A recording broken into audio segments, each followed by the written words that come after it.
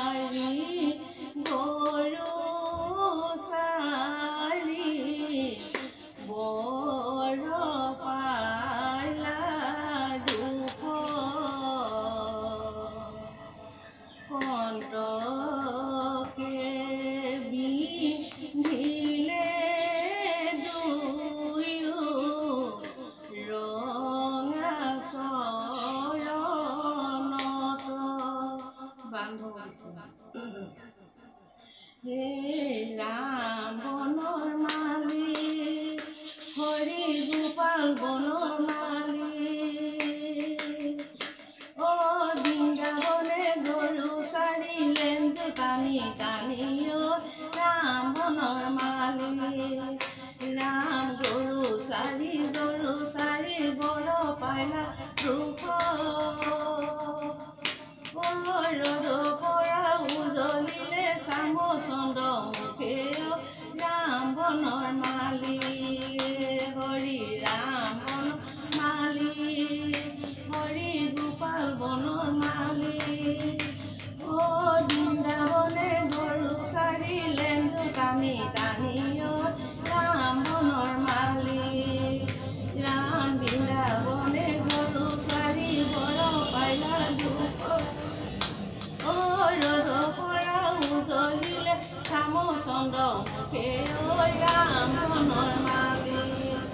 হে ৰাম বনৰ মালি হৰি গোপাল বনৰ মালি ও বৃন্দাবনে গৰু চাৰিলেন টানি টানি